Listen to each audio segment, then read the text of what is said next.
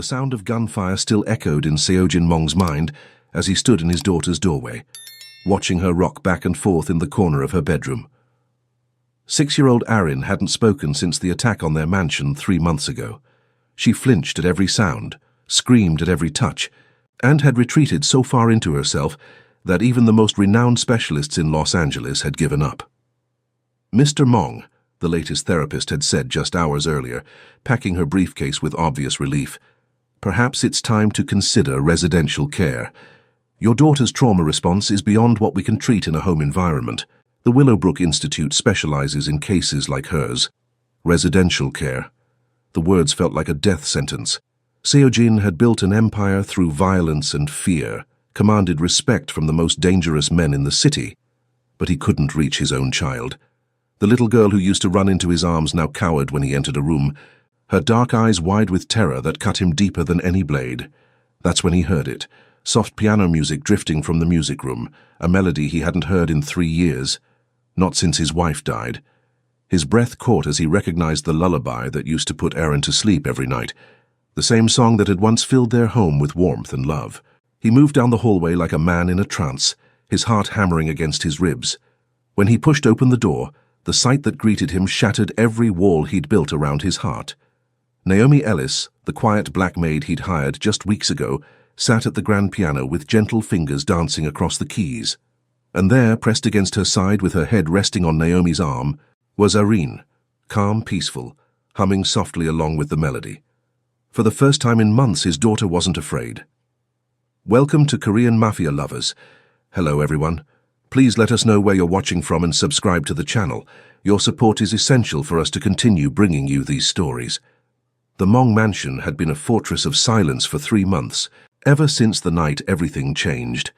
Seojin Mong stood at his office window, watching his security team patrol the grounds with military precision. The attack had been swift and brutal. Rival gang members from the Takeda family had breached his home, intent on sending a message about territorial disputes. They'd failed to kill him, but they'd succeeded in destroying something far more precious: his daughter's sense of safety. The mansion itself bore no visible scars from that night. His men had cleaned every trace of blood from the marble floors, replaced the shattered windows, repaired the bullet holes in the walls. But the invisible wounds ran deeper. The house that had once echoed with Arin's laughter now felt like a mausoleum, its 23 rooms filled with nothing but the weight of trauma and regret. Arin had been in her playroom when the gunfire started, surrounded by the toys and books that had once brought her such joy. By the time Seojin's men had eliminated the threat, she was found hiding under her bed, catatonic with terror, her small body rigid with shock. The child who had once filled the mansion with chatter and questions now existed in a world of silence, her autism amplifying every trauma until she could barely function. Dr. Maya Levington, the 3rd child psychologist he'd hired, had lasted exactly 6 days before declaring the case hopeless. "Mr. Mong," she'd said, her professional composure cracking slightly, "I've worked with traumatized children for 15 years, but I've never seen regression this severe. Your daughter has essentially shut down all external communication. Without significant intervention, possibly residential treatment, I'm afraid she may never recover." The words had hit him like physical blows. Seojin had faced down armed enemies, survived assassination attempts, built a criminal empire from nothing. But watching his daughter disappear into herself was a helplessness that threatened to destroy him. "Sir?" Haru Jin, his right-hand man and closest friend, appeared in the doorway. At 35, Haru had been with Seojin for over a decade, managing everything from legitimate business operations to the darker aspects of their organization. His loyalty was absolute, his efficiency legendary, but even he seemed at a loss when it came to Arin's condition. "The new maid has arrived," Haru continued, his voice carefully neutral. "Miss Ellis. The agency said she has experience with special needs children." Seojin nodded without turning around. He'd gone through 6 housekeepers since the attack. The first had quit after Arin's screaming kept her awake for 3 straight nights. The second had lasted until Arin threw a ceramic vase at her head during a particularly violent meltdown. The others had found various excuses to leave, all citing the challenging environment and special circumstances that made their jobs impossible. "Send her in," he said, steeling himself for another disappointment. Naomi Ellis entered with quiet confidence, her posture straight but not rigid. At 28, she carried herself with the dignity of someone who had faced hardship and emerged stronger. Her natural curls were pulled back in a neat bun, and her dark eyes held an intelligence that immediately caught Seojin's attention. She wore a simple black dress that was professional without being severe, and when she moved, it was with a grace that spoke of careful self-control. "Ms. Ellis," he said, finally turning from the window. "I assume the agency explained the situation." "They mentioned your daughter has special needs and has experienced recent trauma," she replied, her voice warm and steady. There was something in her tone, not pity, not fear, but genuine concern, that made him study her more carefully. "My daughter doesn't speak," he said bluntly, watching for her reaction. "She doesn't allow physical contact. She has violent meltdowns that can last for hours. She throws things, breaks furniture, and screams until she loses her voice. The last maid quit after Arin threw a chair at her, and then spent the next 6 hours rocking in a corner." Most people would have made excuses and left at this point. Naomi simply nodded thoughtfully. "Children don't throw chairs without reason," she said. "They communicate their distress the only way they know how." Has anyone tried to understand what she was trying to say? The response surprised him. In 3 months of consultations with specialists, therapists, and doctors, no one had suggested that Arin's behavior might be communication rather than simply destruction. "You're not concerned about your safety?" he asked. "I'm concerned about hers," Naomi replied without hesitation. "A child in that much pain needs help, not judgment." For the first time in months, Seojin felt something that might have been hope stirring in his chest. "The position requires living on the premises," he said, testing her commitment. "You'll have your own suite in the East Wing. Meals are provided, and you'll have access to the entire house except my private office and the security areas. The salary is generous, but the work is challenging." "What about Miss Arin's schedule, her routines, her preferences?" "She doesn't have any, not anymore." The admission felt like failure. "She used to love music, art, dancing. She would spend hours drawing pictures and making up songs. Now she spends most of her time in her room, either completely silent or screaming. We've tried maintaining her old routines, but everything seems to trigger her." Naomi nodded thoughtfully, and he could see her processing the information. "May I meet her?" "She won't come out. She hasn't left her room voluntarily in weeks. When we try to coax her out, she becomes violent." "Then I'll start by cleaning the hallway outside her door," Naomi said simply. "Sometimes presence is enough. Sometimes children need to observe before they can trust." As Seojin watched Naomi gather her supplies and head toward the stairs, he found himself hoping that maybe, finally, someone could reach his daughter. He'd tried everything else: therapists, medications, specialists flown in from around the world. Nothing had worked, but there was something about this woman's calm confidence that made him want to believe in possibilities again. What he didn't know was that Naomi Ellis carried her own secrets and her own pain. She'd grown up with a younger brother on the autism spectrum, had learned to read the subtle signs of sensory overload and emotional distress. She understood that healing happened in whispers, not shouts, and that sometimes the most broken children needed the gentlest touch, and she was about to change everything. The first week passed quietly, but Naomi was always watching, always learning. She moved through the mansion like a gentle ghost, cleaning with careful attention to noise levels, always aware of Arin's presence behind the closed bedroom door. She noticed everything: the way certain sounds made the crying stop abruptly, the times when small feet appeared in the gap under the door, the fact that Arin seemed calmer when Naomi hummed while she worked. She observed that Arin's meltdowns often coincided with specific triggers: the vacuum cleaner's high-pitched whine, the sudden slam of doors, the overlapping conversations of security personnel in the hallways. She began adjusting her cleaning schedule to avoid these triggers, working around Arin's patterns rather than against them.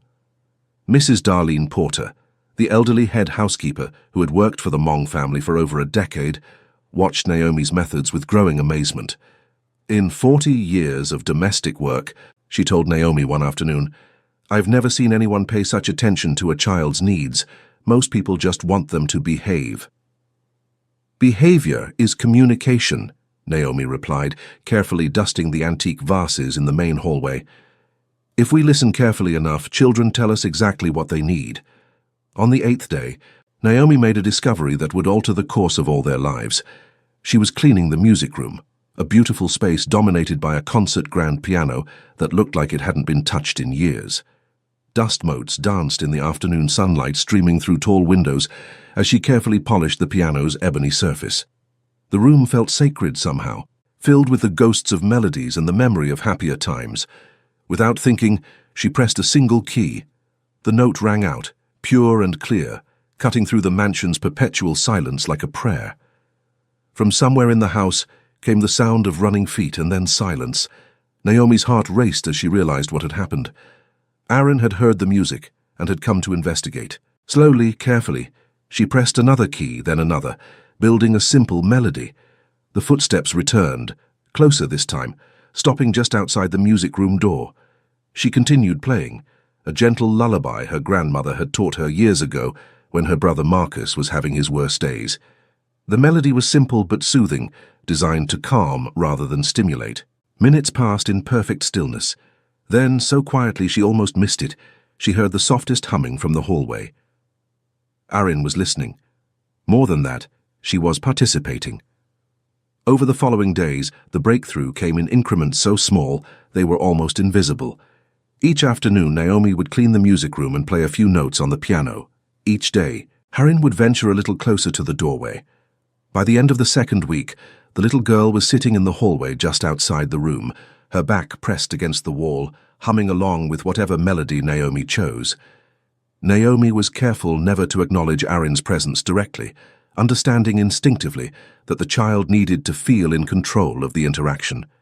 Instead, she would play for exactly 20 minutes each day, always ending with the same lullaby, creating a routine that Aaron could depend on. Seojin noticed the change immediately. The screaming had stopped almost entirely. The violent meltdowns had decreased to maybe one every few days, instead of several times daily. Most remarkably, Aaron had begun eating again, not much, but enough that he'd stopped fearing for her physical health. "What are you doing differently?" he asked Naomi one evening, as she prepared to leave for the day. They were standing in the kitchen, and he was struck by how naturally she moved through his space, how her presence seemed to calm the entire atmosphere of the house.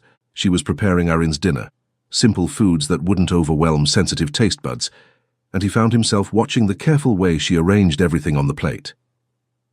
"I'm listening to her," Naomi said, wiping down the counter with practiced efficiency. "She tells me what she needs, just not with words. I don't understand." Naomi paused, considering her words carefully. She could see the exhaustion in his face, the weight of months of helplessness and fear. This man who commanded respect from dangerous criminals was completely lost when it came to his own daughter's needs. "Your daughter has a beautiful mind, Mr. Mong," she said gently. "It just processes the world differently than most people's. When she covers her ears, she's telling me the sound is too loud or the wrong frequency. When she rocks, she's self-regulating, trying to manage overwhelming sensory input. When she hums, she's finding comfort in predictable patterns and rhythms." The doctors said she was regressing, that the trauma had made her autism worse.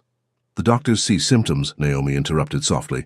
"I see a little girl who's trying to feel safe again. Everything she's doing makes perfect sense when you understand what she's experiencing." Something in her voice made his chest tighten. There was knowledge there, hard-won understanding that went beyond professional training. "You speak like you understand from personal experience." "I do." She met his eyes directly, and he saw both strength and vulnerability in her gaze. "My younger brother Marcus is autistic. I learned early that love isn't about forcing someone to be different. It's about accepting who they are and meeting them where they are." The honesty in her words hit him like a physical blow. For months he'd been trying to get Aaron back to who she was before the attack, focusing on what she'd lost rather than who she was becoming. Naomi was helping her navigate her new reality instead of fighting against it. "Show me," he said quietly, the words coming out rougher than he'd intended. "Show you what?" "How to listen to her. How to help her the way you do." Naomi studied his face, seeing past the powerful exterior to the desperate father underneath. Here was a man who would kill to protect his daughter, but didn't know how to simply sit with her in her pain. "Tomorrow evening," she said, "after dinner, come to the music room, but you have to promise me something." "What?" "No expectations, no agenda, just presence. Can you do that?" He nodded. Though the concept felt foreign to someone who had built his life on control and decisive action. The next night, Seojin approached the music room with the same nervous energy he'd once reserved for hostile takeovers. Through the doorway, he could see Naomi seated at the piano, her fingers moving over the keys with gentle precision. And there, sitting on a small cushion beside the piano bench, was Arin. His daughter looked peaceful in a way he hadn't seen since before her mother died. Her small hands were folded in her lap, and she was humming along with the melody, a lullaby he recognized with a sharp pang of grief. It was the same song his wife had played every night, the melody that had once been the soundtrack to their family's happiness. Naomi noticed him immediately but didn't stop playing. Instead, she shifted slightly on the bench, making space. The invitation was clear, but she left the choice entirely up to him. Seojin entered the room as quietly as possible, his heart hammering against his ribs. To his amazement, Arin didn't startle or run. She simply glanced at him, the first direct eye contact they'd shared in months, and continued humming. He sat beside Naomi on the piano bench, acutely aware of her warmth, the subtle scent of her perfume, the way her shoulder brushed his as she played. For several minutes, none of them spoke. They just existed in the music, connected by something deeper than words. When the song ended, Arin looked up at her father for the first time in months.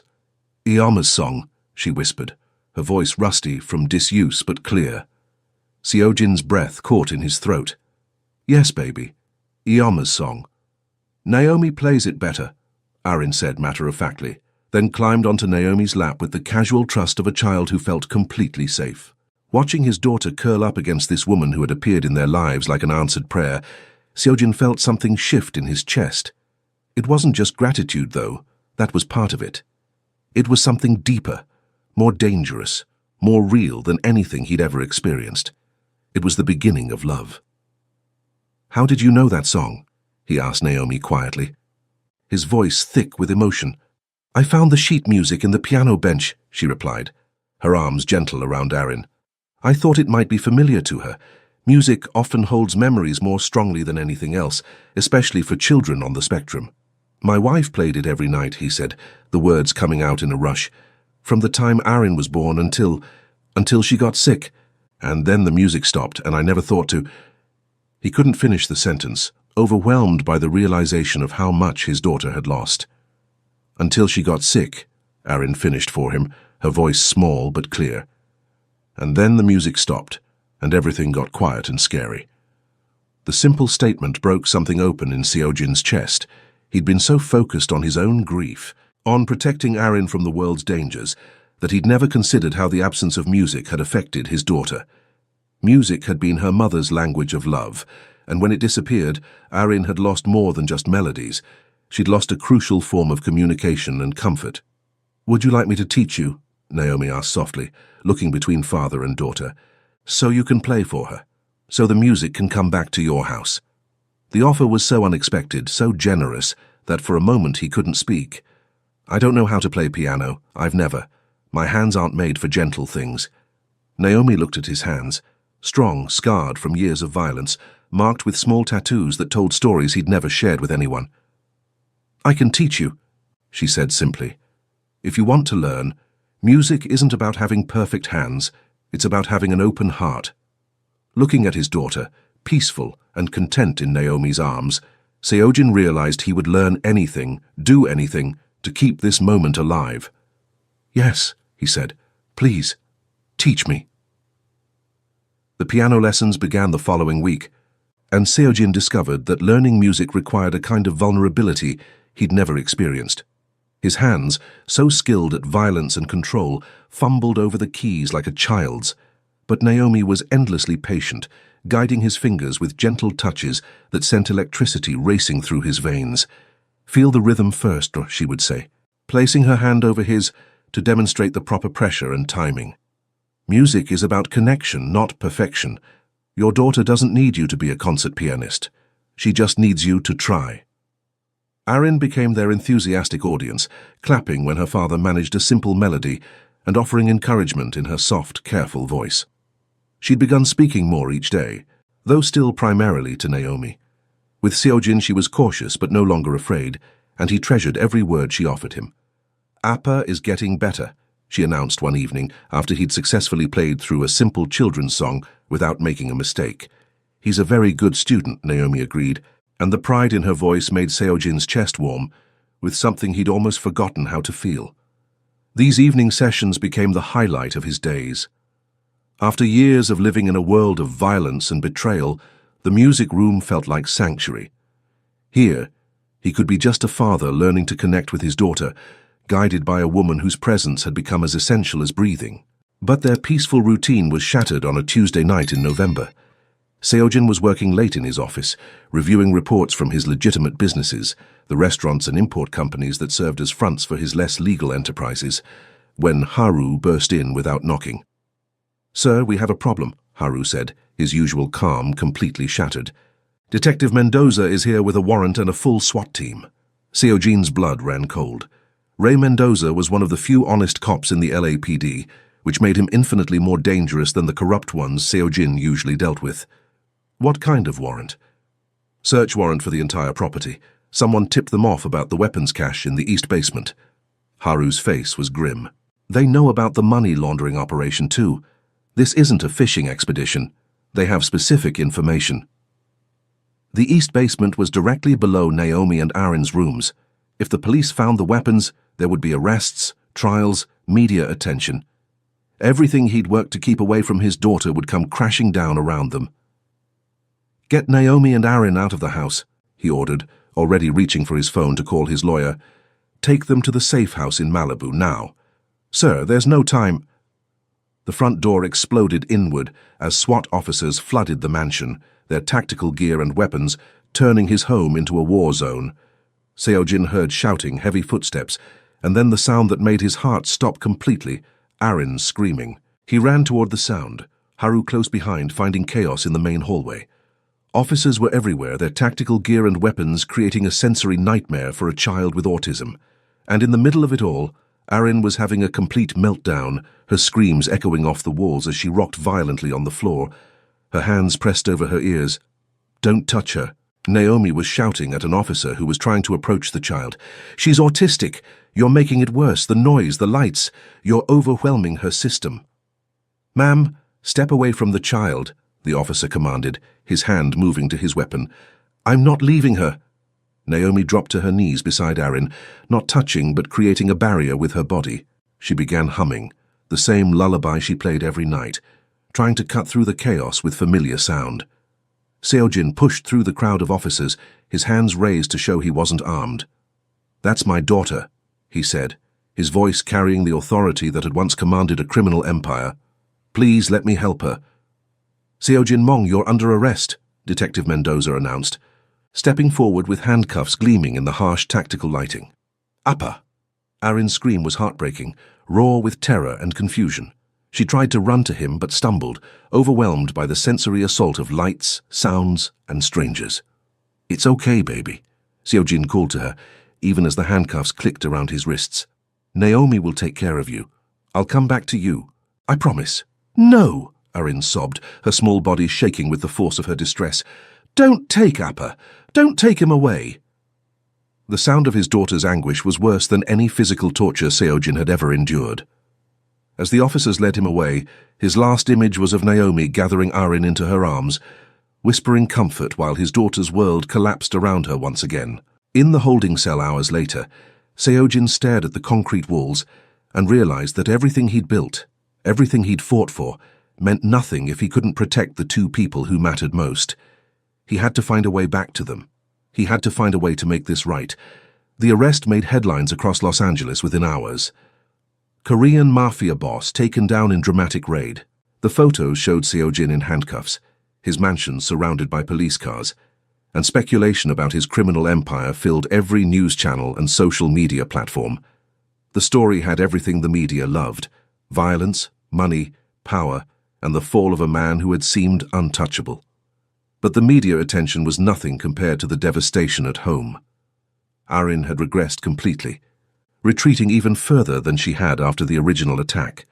She stopped speaking again, stopped eating, and spent her days huddled in the music room, rocking back and forth while Naomi played the same lullaby over and over. The little girl who had been slowly healing was now broken all over again, her fragile progress shattered by another traumatic separation. "She keeps asking when Appa is coming home," Naomi told Haru during one of his visits to check on them. Dark circles shadowed her eyes, and her voice was hoarse from singing lullabies and whispering comfort. "I don't know what to tell her. I don't know how to explain that he might not come back." "The lawyers are working on bail," Haru said, his usually composed demeanor cracked with worry. He'd been with Seojin for over a decade, had seen him survive assassination attempts and hostile takeovers, but this felt different, more final. "But the charges are serious: weapons trafficking, money laundering, racketeering, conspiracy. Even if he gets out, the trial could take years." Naomi felt her heart sink like a stone. She'd grown to care deeply for this family, but more than that. She'd fallen in love with the man who sat beside her at the piano each night, learning to be gentle for his daughter's sake. The thought of him locked away, of Arin growing up without her father, was unbearable. "There's something else," Haru continued reluctantly, his voice dropping to barely above a whisper. "Child Services has been asking questions. With Seojin in custody and the media attention, they're concerned about Arin's care situation." "She's fine with me," Naomi said fiercely, her protective instincts flaring. "I'm taking excellent care of her. She's safe, she's fed, she's loved." "You're not family," Haru interrupted gently. "And with the media attention, with questions about the household's stability." His expression was grim. "They might try to place her in foster care. Temporarily, they say, until the situation is resolved." The words hit Naomi like a physical blow, stealing the breath from her lungs. Arin, with her special needs and trauma history, placed with strangers who wouldn't understand her unique communication style or her specific triggers? It would destroy her completely. "Over my dead body," Naomi whispered, her voice carrying a steel that surprised them both. That night, as she sat with Arin in the music room, Naomi made a decision that would change everything. She pulled out her phone and dialed the number she'd memorized but never used. The direct line Detective Mendoza had left with his card. "Detective Mendoza, this is Naomi Ellis. I work for the Mong family. I need to speak with you about Seojin Mong and his daughter." The meeting took place the next morning at a coffee shop downtown, far from the media circus surrounding the mansion. Detective Mendoza was a middle-aged Latino man with kind eyes and a reputation for integrity that made him both respected and feared in equal measure. He'd built his career on taking down criminals who thought they were above the law, but he was also known for his fairness and his genuine concern for victims. "Ms. Ellis," he said, sliding into the booth across from her, "I understand you work for Mr. Mong. I have to warn you that anything you tell me could be used in his prosecution." "I understand," Naomi replied, her hands wrapped around her coffee cup for warmth. "But I need you to understand something about that family first." "I'm listening." Naomi took a deep breath, gathering her courage. "Seojin Mong may be a criminal, but he's also a father who loves his daughter more than life itself. That little girl has been through trauma that would break most adults. She's autistic, she's lost her mother, and now she's lost her father too. If you put him away for years, if you let Child Services take her away from the only stability she has left, you'll be destroying an innocent child." "Miss Ellis, I appreciate your concern for the child, but—" "I'm not finished," Naomi interrupted, her voice steady but fierce. "I know you have children, Detective. I know you're a good man trying to do the right thing. But sometimes the right thing isn't what the law says it should be. Sometimes it's about protecting the innocent, even when the situation is complicated." Mendoza studied her carefully, seeing the desperation beneath her composed exterior. "What are you asking me to do, let a dangerous criminal walk free? Give him a chance to change. He's already started, for her. He's been learning to be the father she needs, learning to communicate with her, learning to put her needs above everything else. Don't take that away from her. He's a dangerous man, Ms. Ellis. His organization has been responsible for violence, drug trafficking, extortion." "Not to her," Naomi said firmly. "Never to her, and not to me. I've lived in that house for months, and I've seen who he really is when he thinks no one is watching. He's gentle with her, patient, loving. He's trying to be better." The detective was quiet for a long moment, considering her words. "What exactly are you proposing?" "I'll make you a deal," Naomi said, leaning forward. "I'll testify about everything I've seen in that house, the weapons, The meetings, the business dealings. I'll help you build your case against his organization, but in exchange you help me save that little girl's family." "What kind of help are you talking about?" "Plea bargain, house arrest instead of prison, community service, supervised probation, something that keeps him with his daughter while ensuring he can't return to his old life." Mendoza's eyebrows rose. "You're asking me to essentially let him off easy in exchange for his cooperation. I'm asking you to consider that sometimes justice isn't about punishment. It's about rehabilitation. It's about giving people a chance to choose a different path. And why would you risk everything for them? You could be charged as an accessory, you know. Your testimony could implicate you in his crimes." Naomi's eyes filled with tears she'd been holding back for days. "Because they're my family now too. Because that little girl deserves to grow up with her father. Because I've seen what love can do to change a person. And I believe he can be better than what he was." 3 days later, Seojin was released on bail pending a plea hearing. When he walked through the front door of his mansion, Arin launched herself into his arms with a force that nearly knocked him over. "Appa, you came back." "I'll always come back to you, baby," he whispered, holding her tight, breathing in the familiar scent of her hair. "Always." Over her head, his eyes met Naomi's, and he saw something there that made his breath catch. Love.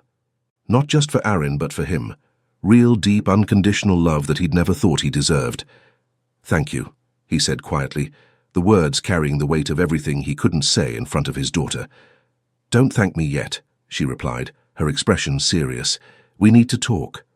The conversation took place that night in the music room, after Arin had finally fallen asleep. Naomi sat at the piano, her fingers absently picking out a melody, while Seojin paced like a caged animal, his usual composure completely shattered. "You made a deal with the police," he said. "It wasn't a question." "I made a deal to save your family. By betraying me." His voice was flat, emotionless, but she could see the hurt in his eyes. Naomi's hands stilled on the keys. "By saving you from yourself. You don't understand what you've done," he said, his voice rising slightly. "My organization, my reputation, the respect I've built over 15 years. Your daughter almost went into foster care." Naomi stood, her eyes blazing with an anger that surprised them both. "While you were locked up, Child Services was preparing to take her away from me, away from everything familiar. She stopped eating again, stopped speaking. She was dying inside, and you're worried about your reputation." The words hit him like physical slaps, each one driving home the reality of what his choices had cost. "I was trying to protect her, by being someone she could lose at any moment, by living a life that meant she could never feel truly safe." Naomi stepped closer, her voice dropping to a fierce whisper. "She needs her father, Seojin, not the Mafia boss, not the criminal, her father." "And what about what I need?" The question tore from his throat, raw and desperate. "This life, this organization, it's all I know, it's all I am. Without it, I'm nothing." "No, it's not." Naomi reached up and cupped his face in her hands, forcing him to look at her. "I've seen who you really are. In this room with her, with me, you're gentle, you're patient. You're capable of so much more than violence and fear. You're asking me to give up everything. I'm asking you to choose everything that matters." They stared at each other in the dim light of the music room. The weight of the decision hanging between them like a bridge, neither was sure they could cross. Seojin could feel his old life calling to him. The power, the respect, the fear that had defined him for so long. But he could also feel something else. The warmth of Naomi's hands on his face, the memory of Arin's laughter, the possibility of a different kind of strength. "The plea deal," he said finally, his voice barely above a whisper. "What are the terms?" 5 years house arrest, complete dissolution of your criminal organization, all assets turned over except this house and enough money to live comfortably, regular check-ins with probation officers, community service working with at-risk youth." She hesitated, then continued. "And mandatory therapy for both you and Arin, to deal with the trauma, the transition." He closed his eyes, feeling the weight of the choice pressing down on him like a physical force. "If I agree to this, I'll have enemies, people who see my cooperation as betrayal. We might never be completely safe. We'll be safer than we are now, and we'll be together." The word "we" hung in the air between them, full of promise and possibility and hope. "Why?" he asked quietly, opening his eyes to meet hers. Why are you willing to risk everything for us?" Naomi's eyes filled with tears that caught the lamplight like diamonds. "Because I love you. Both of you. Because this family saved me as much as I saved it. Because I want to spend the rest of my life sitting at this piano with you and watching Aaron grow up happy and safe and loved." Seojin felt something break open in his chest. Not the violent shattering he was used to, but something gentle and healing, like ice melting in spring. "I love you too," he whispered. "I didn't know I was capable of it until you showed me how." When he kissed her, it tasted like redemption, like coming home, like the first note of a song that would last the rest of their lives. The plea hearing took place 2 weeks later, in a courtroom packed with media and spectators. Seojin stood before Judge Patricia Hawkins and formally dissolved his criminal empire, turning over evidence that would put dozens of dangerous men behind bars. In exchange, he received 5 years of house arrest and the chance to rebuild his life from the ground up. The transition wasn't easy. Former associates saw his cooperation as the ultimate betrayal, and there were threats, attempts at retaliation. But Seojin's security team, now focused on protection rather than offense, kept them safe. And slowly, gradually, the family began to heal. Arin thrived under the new stability. With both her father and Naomi present every day, she blossomed like a flower finally given enough sunlight. Her speech returned, stronger than before. She began attending a special school for children with autism, making friends for the first time. And every evening the three of them would gather in the music room, where Seojin continued his piano lessons, and Arin would sing along with her pure, clear voice. "Play the wedding song," Arin demanded one evening 6 months later, clapping her hands with excitement. "What wedding song?" Naomi laughed, though her cheeks flushed pink. "The one you and Appa will play when you get married." Seojin and Naomi exchanged glances over the little girl's head. They hadn't talked about marriage, though the love between them had only grown stronger as the months passed and their new life took shape. "What makes you think we're getting married?" Seojin asked his daughter, though his heart was already racing. "Because you love each other," Arin said matter-of-factly, "and because I want Naomi to be my real Ioma, not just my friend Ioma." Naomi's eyes filled with tears. "Oh, sweetheart, will you?" Seojin asked suddenly, dropping to one knee beside the piano bench. "Will you marry us? Will you be her mother and my wife, and make this family complete?" "Yes," Naomi whispered, then louder, "Yes!" Arin squealed with delight and threw her arms around both of them. "Now we're a real family." As they held each other in the music room where their love had begun, Seojin realized that he'd finally found what he'd been searching for his entire life. Not power or fear or respect, but something infinitely more precious. He'd found home. Years later, the music room had become the heart of their home in ways Seojin never could have imagined. The walls were covered with Arin's artwork, bright, beautiful paintings that showed a mind no longer trapped by trauma, but freed by love and understanding. The piano bench had been replaced with a longer one to accommodate their growing family, and the room echoed with laughter and music every single day. Arin, now 12, was an accomplished pianist in her own right, her autism channeled into an extraordinary musical gift that brought joy to everyone who heard her play. She performed regularly at school concerts, her confidence blooming under the steady support of parents who understood and celebrated her unique way of seeing the world. "Ioma Appa, come listen," she called one evening, her fingers dancing over the keys in a complex piece she'd been practicing for weeks. Seojin and Naomi entered the music room hand in hand, their wedding rings catching the light. Behind them toddled 2-year-old Jin, their son who had inherited his father's determination and his mother's gentle spirit, along with his sister's love of music. "That's beautiful, sweetheart," Naomi said, settling beside Arin on the bench, while Seojin lifted Jin onto his lap. "I wrote it for our family," Arin announced proudly. "It's called The Song That Brought Us Together." As she played, Seojin thought about the journey that had brought them here. The violence and fear of his old life seemed like a distant nightmare now, something that had happened to a different person entirely. He'd built a new empire, one based on love instead of power, healing instead of harm. His legitimate businesses thrived, providing security for his family while allowing him to give back to the community he'd once terrorized. The house arrest had ended 3 years ago, but he rarely left the mansion except for family outings or business meetings. Why would he want to be anywhere else when everything he loved was here? Appa, Arin said when the song ended. Do you remember when you first heard Ioma playing piano? I remember, he said softly. It was the night everything changed. The night you found us, Naomi added, squeezing his hand. The night you saved us, he corrected. Both of us. Arin smiled. The expression bright and unguarded, in a way that still took his breath away after all these years. I think we all saved each other. As the evening light faded outside the windows, the family gathered around the piano for their nightly ritual. Arin played, Naomi sang, Seojin added his deeper voice to the harmony, and little Jin clapped along with infectious joy. The Mafia boss who had once ruled through fear had learned a different kind of power. The power of sitting quietly beside the people you love, letting music weave your hearts together, and knowing that this was what it meant to be truly strong. The song ended, but the love it represented would last forever. Thank you for being with us until the end. Korean Mafia Lovers has many more captivating stories. Hit subscribe because with your help, we keep creating.